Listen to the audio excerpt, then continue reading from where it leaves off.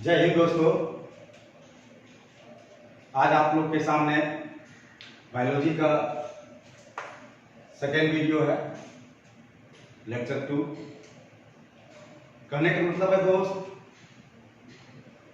कि कल हम आप लोगों के सामने फर्स्ट वीडियो प्रस्तुत किया था, जिसमें बायोलॉजी के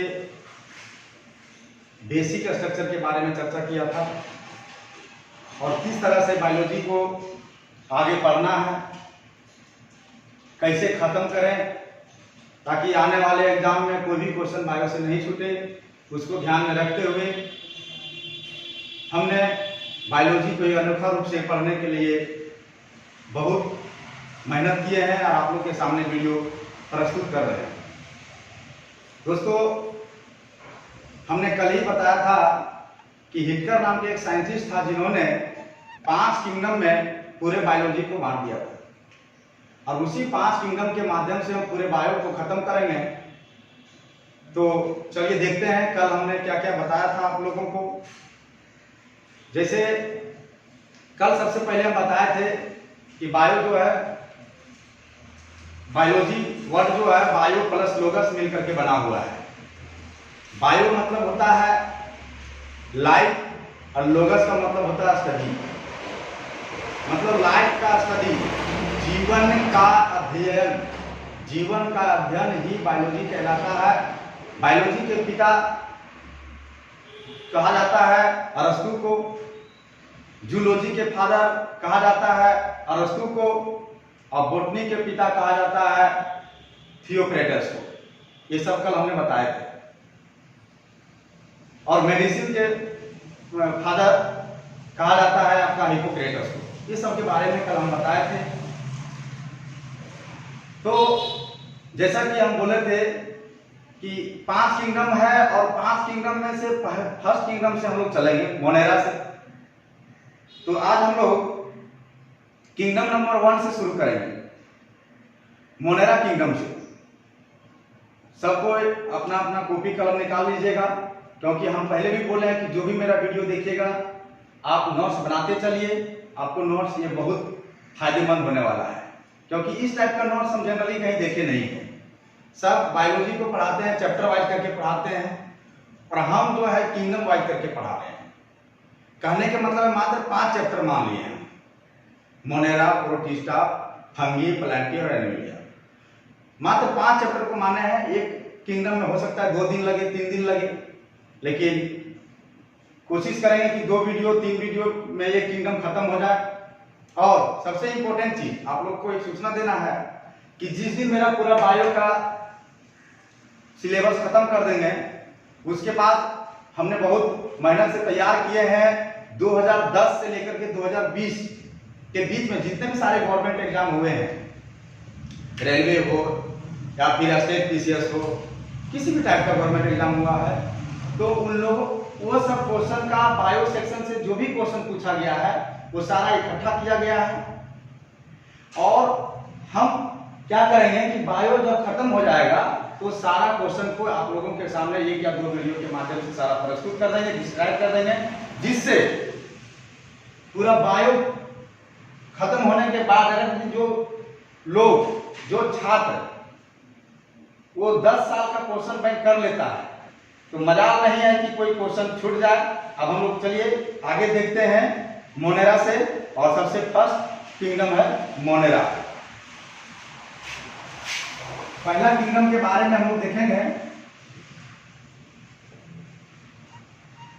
मोनेरा। दोस्तों, कल भी बताया था, आज भी बताता हूं कि अगर किसी राजा के बारे में जानकारी आपको चाहिए तो हम लोग क्या करेंगे, राजा को अगर यदि पूछेंगे, उसके जानकारी के बारे में पूछेंगे, तो हो सकता है कि वो अपना नेगेटिविटी छिपा लेगा, वो सारा जानकारी हम लोगों को नहीं देगा। हम लोग क्या करते हैं, उसके प्रजा या फिर अन्य लोगों से पूछते हैं, जानने की कोशिश करते हैं और पूरा हिस्ट्री मालूम हो जाता है। ठीक उसी प्रकार हम लोग मोनेरा किंगडम को जब देखेंगे तो इसमें हम लोग, इसका एग्जाम्पल है बैक्टीरिया। बैक्टीरिया।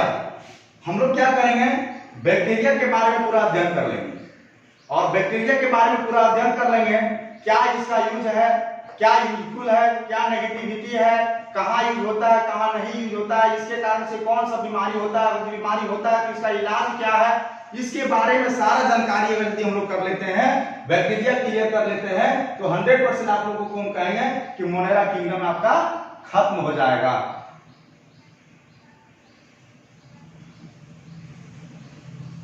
दोस्तों इसके बाद हम लोग जब बैक्टीरिया को हेडलाइन बनाइए आपको सबसे पहले कि आखिर बैक्टीरिया है क्या, बैक्टीरिया के बारे में क्या कहा जाता है, ठीक है, इसके बारे में देखते हैं।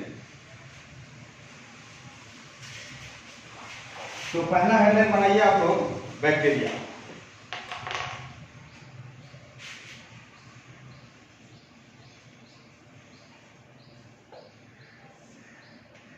और बैक्टीरिया के अध्ययन को हम लोग बैक्टीरियोलॉजी करते हैं।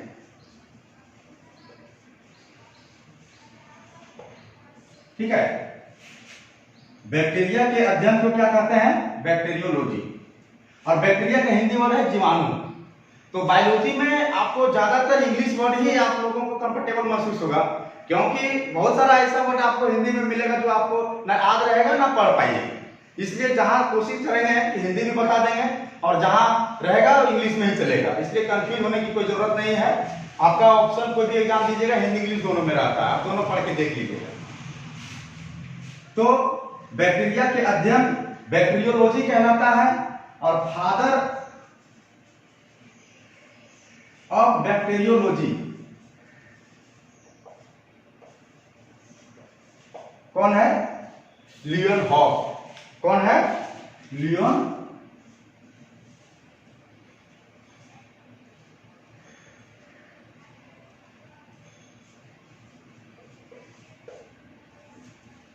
ठीक है, ये है आपका हॉलैंड के निवासी। कहां के निवासी है, हॉलैंड के निवासी।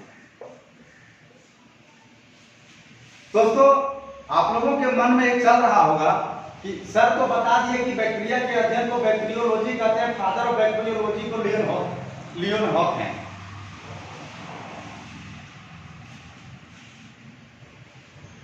लियोन हॉफ होता है ना। चलिए, तो सबसे पहले बैक्टीरिया वर्ड जो है ये आया कहां से, इसके बारे में हम लोग देखते हैं। तो बैक्टीरिया आया कहां से, तो बैक्टीरिया कहां से आया थोड़ा जानने की कोशिश करते हैं। आप लोगों को हम जब पढ़ाएंगे प्लांट किंगडम, उसमें पता चलेगा। तो प्लांट किंगडम से एक वर्ड, एक मतलब उसी का प्रकार है क्रिप्टोगेम्स। क्रिप्टोगेम्स का मतलब होता है वैसा पौधा जिसमें ना तो फूल है और ना ही बीज है। क्रिप्टोगेम्स मतलब वैसा पौधा जिसमें ना तो बीज है और ना ही फूल है। और वही क्रिप्टोगेम्स के अंतर्गत तीन बायोलॉजी शब्द आते हैं, जैसे थैलोफाइटा, ब्रायोफाइटा और ट्रिगोफाइटा। और थैलोफाइटा के अंतर्गत फंगी, एल्गी और बैक्टीरिया आता है। हम लोग एक एक करके देखेंगे, नोट कर लीजिएगा सबसे पहले।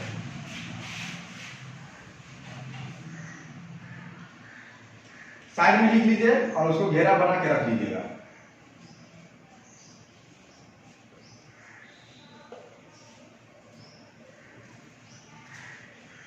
प्लांट किंगडम, इसके अंतर्गत हम लोग पढ़ेंगे क्रिप्टोगेम्स। और यह क्रिप्टोगेम्स में क्या होता है, ऐसा पौधा है ये, ना तो इसमें फूल है और ना ही इसमें बीज होता है। और इसी क्रिप्टोगेम्स के अंतर्गत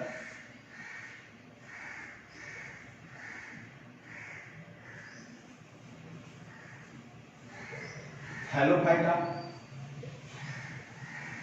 ब्रायोफाइटा और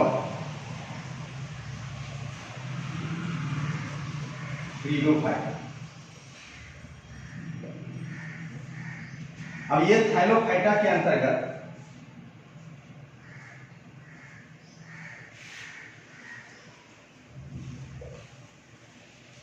फंगी, एल्गी और बैक्टीरिया। तो हम लोग किसके बारे में चर्चा कर रहे हैं? बैक्टीरिया के बारे में। आप अपने नोट्स में इसको पूरा घेर दें। आप लोगों को पता होना चाहिए कि बैक्टीरिया आया कहां से, नहीं तो डायरेक्ट बैक्टीरिया से ही शुरू कर जाते हैं।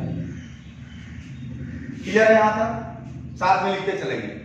प्लांट किंगडम के अंतर्गत क्रिप्टोगैम्स आता है, पौधा है।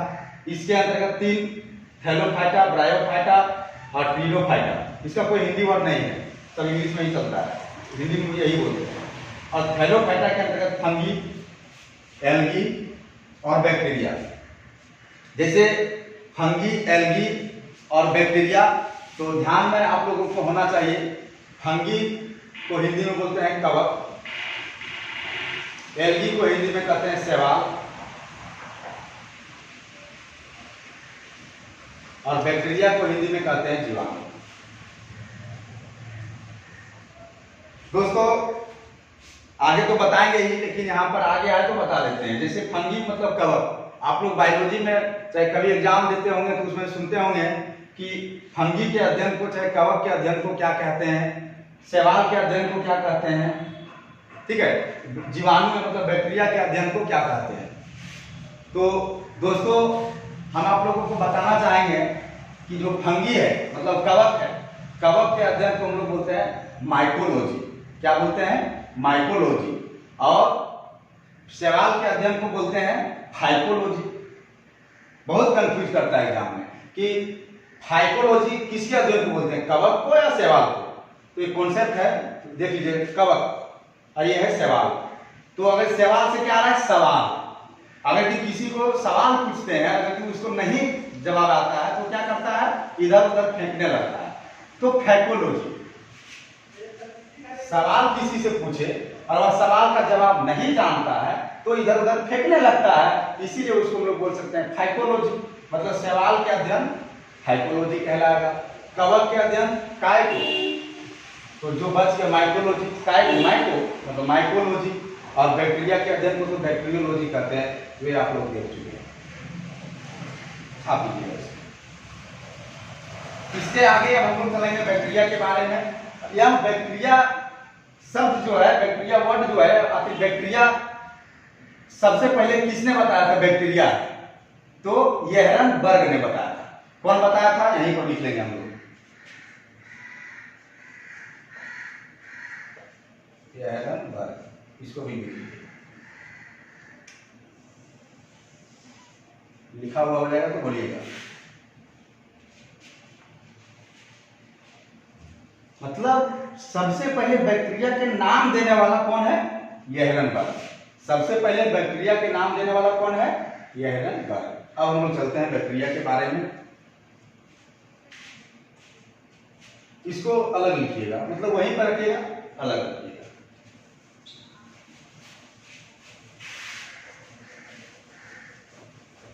बॉक्स बनाते जाइए ना, कुछ एक्स्ट्रा चीज बताते हैं तो बॉक्स में लिख लीजिए आप।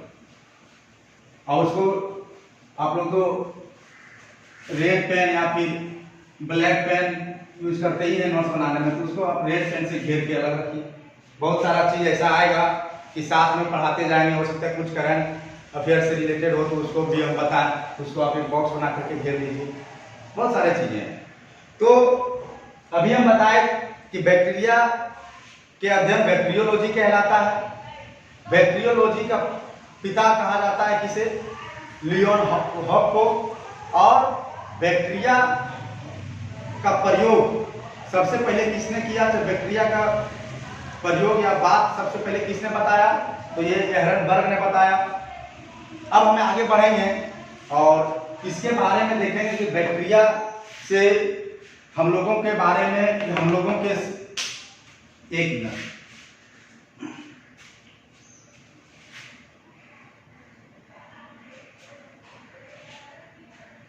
चलिए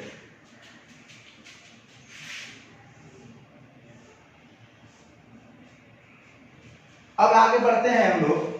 अब बताइए कि हम लोग दैनिक जीवन में जो भी सारी चीजें देखते हैं सब में बैक्टीरिया है, सब में बैक्टीरिया है। जो भी चीज आप देख रहे हैं बैक्टीरिया उसमें है। तो बैक्टीरिया को खत्म कैसे किया जाता है, बैक्टीरिया को हम लोग खत्म कैसे करते हैं, इसके बारे में हम लोग देखते हैं। तो बैक्टीरिया को खत्म करते हैं हम लोग पास्चुराइजेशन मेथड से, पास्चुराइजेशन मेथड से खत्म करते हैं। तो पास्चुराइजेशन मेथड दिया किसने था, तो लुईस पास्चर ने दिया था। पास्चुराइजेशन मेथड किसने दिया था, लुईस पास्चर ने दिया था। और एक लुईस पास्चर एक और चीज के बारे में बताए थे, रेबीज का टीका की खोज लुईस पास्चर ने किया था। मतलब बैक्टीरिया को खत्म करने का जो प्रोसेस है पास्चुराइजेशन मेथड, ये भी लुईस पास्चर ने ही दिया, और रेबीज के टीका का खोज भी लुईस पास्चर ने ही किए हैं। लिखिएगा,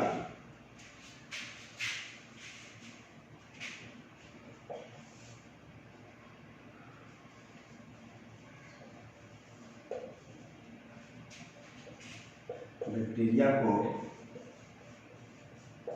खत्म करने के लिए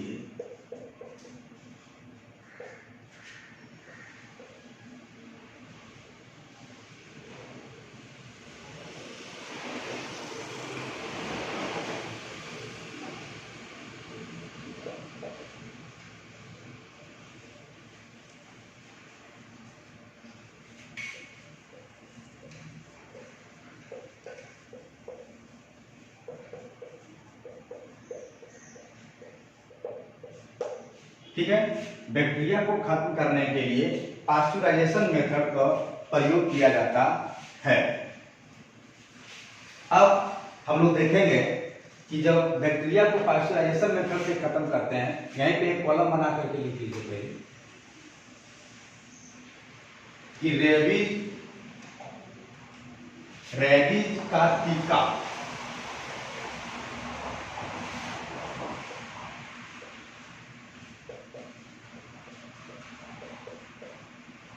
का खोज लुईस पास्चर ने ही किया। ठीक है, यहां से तो नाम से स्पष्ट है, लुईस पास्चर मतलब पास्चुराइजेशन मेथड का खोज। लुईस पास्चर से स्पष्ट है, पास्चुराइजेशन मेथड का खोज किया था। पास्चुराइजेशन मेथड है क्या, तो बैक्टीरिया को खत्म करने का प्रक्रिया है। रेबीज का टीका का खोज लुईस पास्चर ने ही किया था। यहां तक क्लियर है। अब पास्चुराइजेशन मेथड जब आ गया, तो इसके आगे हम लोग देखेंगे कि पास्चुराइजेशन मेथड दो प्रकार से होता है। पास्चुराइजेशन मेथड कितने प्रकार से होता है, दो प्रकार से होता है। लिखिएगा,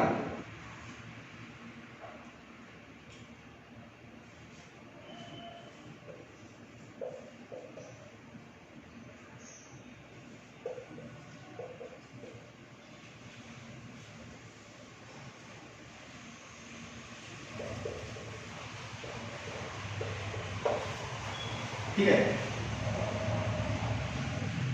पहला और दूसरा, एक होता है LTLM,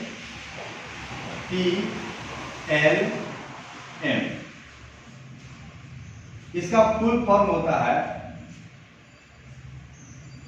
लो टेम्परेचर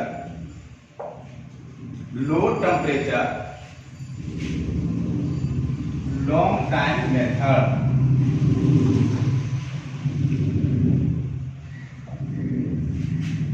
और एक होता है HTSM, इसका मतलब होता है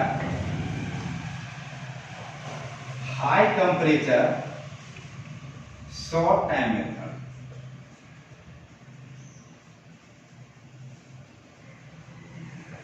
ठीक है, इसमें इंपॉर्टेंट क्या है, इसमें इंपॉर्टेंट है कि low temperature long time method, नाम से स्पष्ट है low temperature.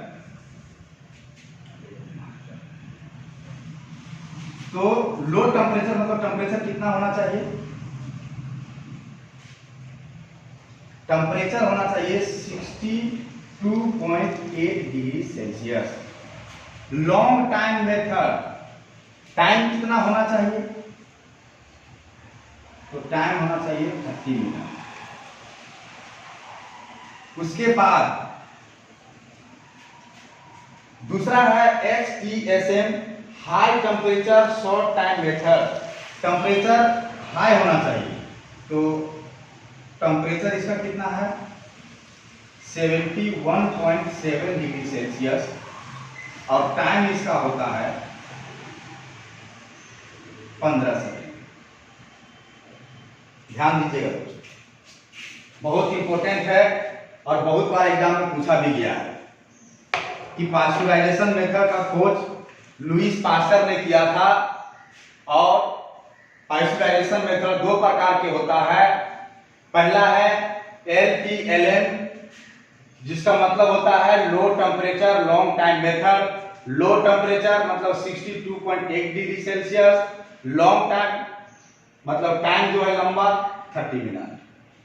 High temperature short time method, high temperature कहने का मतलब है टेम्परेचर ज्यादा रहेगा 71.7 degree Celsius, time short time मतलब 15 सेकेंड। अब देखिए, कहने के मतलब है कि ये दो मेथड जो है, ये दो प्रक्रिया के माध्यम से हम लोग बैक्टीरिया को खत्म करते हैं। अगर किसी में बैक्टीरिया है तो पास्चुराइजेशन मेथड के माध्यम से खत्म कर देंगे। पास्चुराइजेशन मेथड दो प्रकार की होती है, दोनों आप लोग को समझ में आ गया, ठीक है। एक और विधि है जिसके माध्यम से भी हम लोग बैक्टीरिया को खत्म करते हैं, जिसका नाम है फ्रीजिंग। आप कोई भी चीज को, जैसे हम लोग देखते हैं दैनिक जीवन में कि हम लोग बोलते हैं कि अगर दूध है बाहर में रखोगे तो फट जाएगा, उसको क्या करते हैं हम लोग रख देते हैं फ्रीज में। फ्रीज में रखने से क्या होता है, बैक्टीरिया खत्म हो जाता है, जिसके कारण से दूध नहीं फटता है। ज्यादा देर तक, बहुत देर तक हम लोग दूध को फ्रीज में रखने से बढ़िया रहता है। तो एक अनदर मेथड, इसके अलावे आप लिख लीजिए, इसके अलावे पास्चुराइजेशन मेथड के अलावे फ्रीजिंग के माध्यम से भी बैक्टीरिया को खत्म किया जाता है। आप इसको लिख लीजिए, पास्चुराइजेशन मेथड के अलावे, पास्चुराइजेशन मेथड के अलावे फ्रीजिंग करके बैक्टीरिया को मारा जा सकता है या खत्म किया जा सकता है।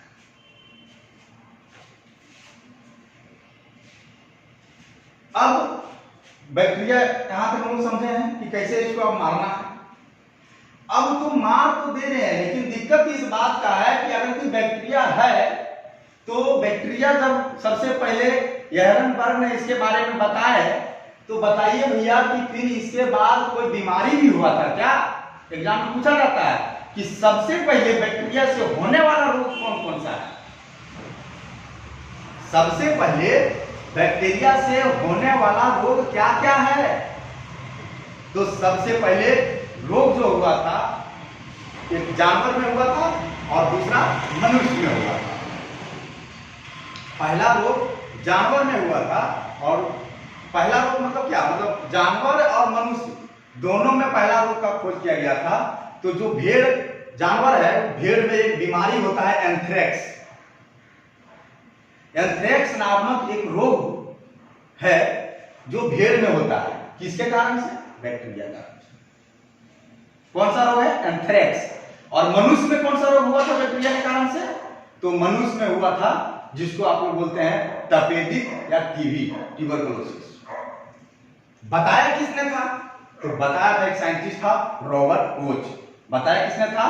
Robert Koch. लिखिएगा, इसको लिखवा देते हैं, इंपॉर्टेंट है।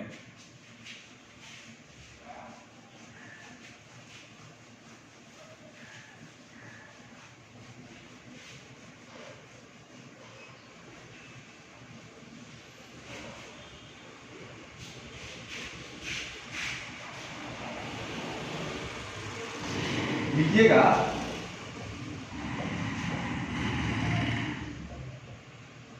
बैक्टीरिया के कारण से होने वाला सबसे पहला रोग जिसके बारे में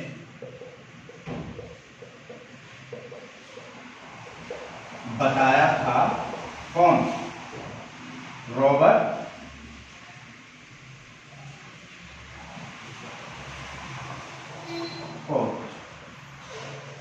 ठीक है। पहला लिखिएगा भेड़ में होने वाला रोग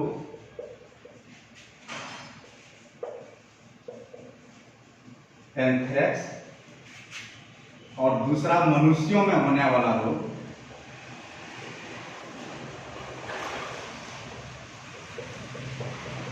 टीबी, जिसको तपेदिक भी बोलते हैं। क्लियर है यहां तक?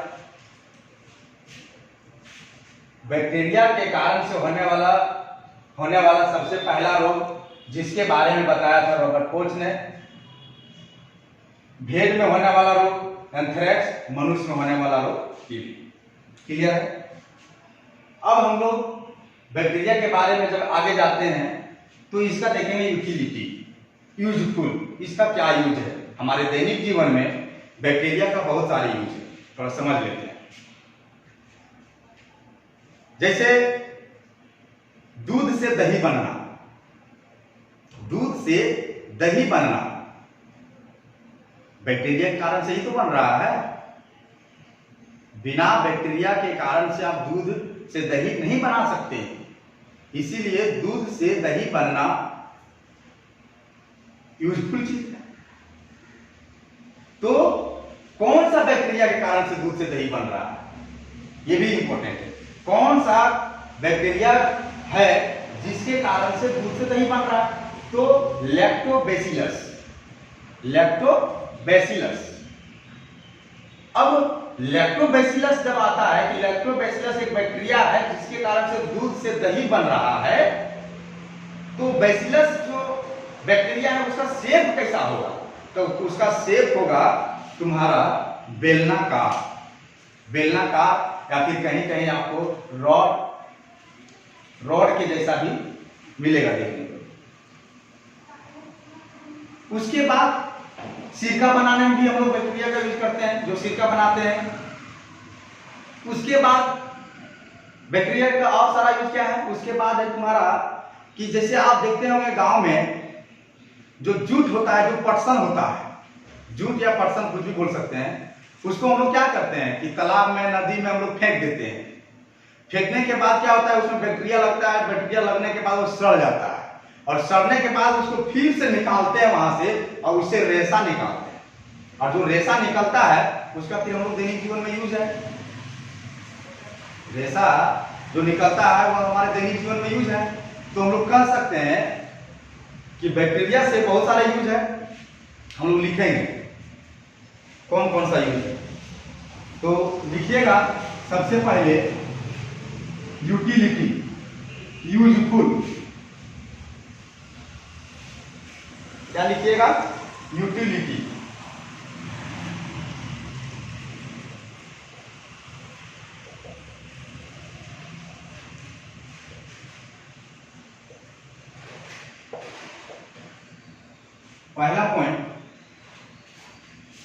पहला पॉइंट आप लिखिए कि दूध से दही जमना,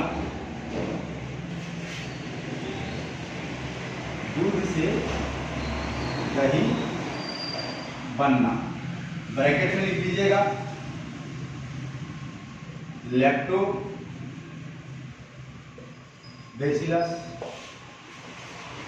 दूध से दही जमना लिखिएगा लैक्टोबैसिलस।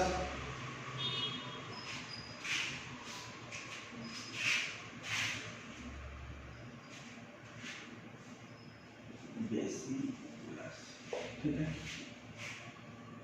अब यहां पर एक लिखिएगा कि बैसिलस का जो शेप होता है, शेप ऑफ बैसिलस कैसा होता है? बेलनाकार बोल सकते हैं आप, बेलनाकार या फिर रॉड की जैसा। दूसरा पॉइंट लिखिए, सिरका बनाने में क्वेश्चन पूछा जाता है, सिरका बनाने में इनमें से किसका यूज किया जाता है? Fungi, algae, bacteria, none of these. तो आपको मालूम होना चाहिए सिरका बनाने में। तीसरा है जूट या पटसन को सड़ा गला करके, जूट या पटसन को सड़ाकर रेशा प्राप्त करना।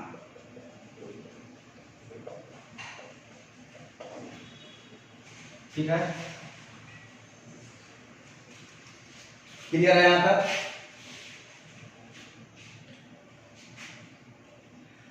अब यहां तक तो हम लोग समझ गए। और क्या क्या यूज है? तो दोस्तों और इसका यूज है, देखिएगा कि कुछ एंटीबायोटिक दवाएं भी इसका, बैक्टीरिया का यूज हुआ है, जिससे हम लोग कुछ दवाएं भी बनाया गया है। ठीक है, तो काफी महत्वपूर्ण यूज हो गया। तो जो दवाएं बनाया गया तो वो कौन कौन सा दवा है उसको भी याद रखना पड़ेगा। तो एक दवा है एस्ट्रोपेटोमाइसिन, और दूसरा दवा है क्लोरोमाइसिटिन। पूछा जाता है कि इनमें से कौन सा दवा है जिसको बैक्टीरिया को यूज करके बनाया गया है। तो आप लोगों को दवा के नाम दोनों आना चाहिए, वो दवा लिख लीजिएगा। चौथा लिखिएगा कुछ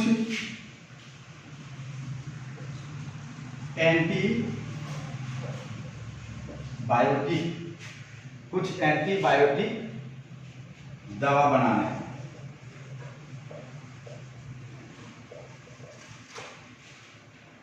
दवा के नाम लिख लीजिए,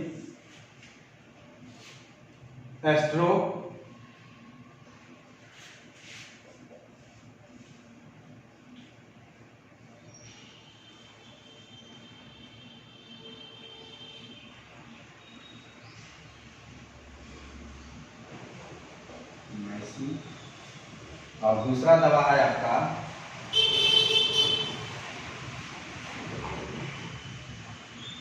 क्लोरोमाइसिटिन।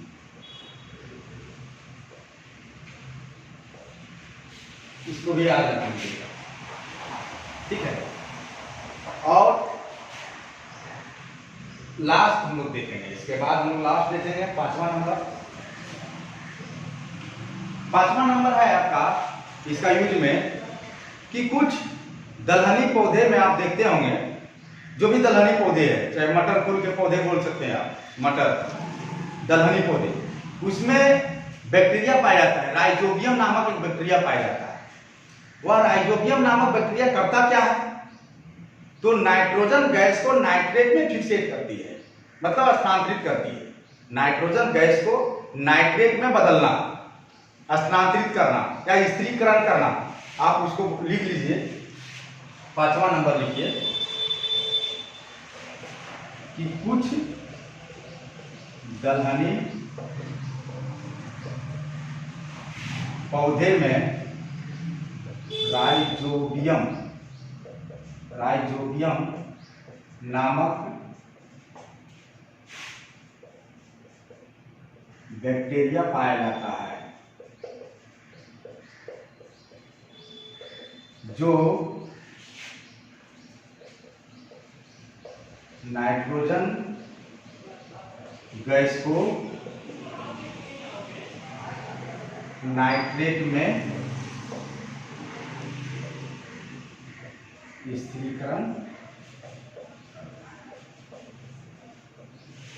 मतलब राइजोबियम नामक बैक्टीरिया के कारण से ही नाइट्रोजन गैस जो है वो चेंज हो जाता है नाइट्रेट में। और जब नाइट्रेट में चेंज हो गया तो आप लोगों को पता होना चाहिए कि उर्वरा शक्ति भी बढ़ जाएगा। जो खेत है उसका उर्वरा शक्ति बढ़ जाएगा, क्योंकि नाइट्रोजन का ही तो जरूरत है। आप लोग सुने नहीं है? तो ये था इसका यूटिलिटी, ये है आपका यूजफुल। आज यहीं तक रहने देते हैं। कल हम लोग बैक्टीरिया का नेगेटिविटी देखेंगे, इसके कारण से क्या नुकसान है हमारे दैनिक जीवन में, और नुकसान है तो उसका समाधान क्या है। जो चीज सामने आएगा साथ में क्लियर करते चले जाएंगे, कहीं कुछ अनदेखा वाला बात नहीं है कि बीच में छोड़ दिए ये कहां से आया सर। आपको सारा चीज सीक्वेंस मिलेगा, आप साथ में तो बने रहिए, पूरा वीडियो देखिए। वीडियो देखने के बाद आपको जो भी हम लिखवाते हैं उसको साथ में राइट डाउन करते चलिए। नोट्स आपका कोई लंबा चौड़ा नहीं बनेगा, क्वेश्चन सारा बनेगा। ऐसा पढ़ा देंगे मालूम कि हम ऐसा पढ़ा देंगे, नहीं कहते हैं कि बोरा ढक के मारने में बहुत मजा आता है, ठीक उसी प्रकार आप जब भी एग्जाम दीजिए आप ऑप्शन ढक के मारिए, क्वेश्चन पढ़िए, ऑप्शन ढक के मारिए। धन्यवाद, जय हिंद। बने रहिए मेरे साथ, नेक्स्ट वीडियो का इंतजार कीजिए, दोस्तों के साथ शेयर कीजिए, लाइक कीजिए, सब्सक्राइब कीजिए। अच्छा लगे तो, नहीं लगे तो कोई बात नहीं। धन्यवाद, जय हिंद।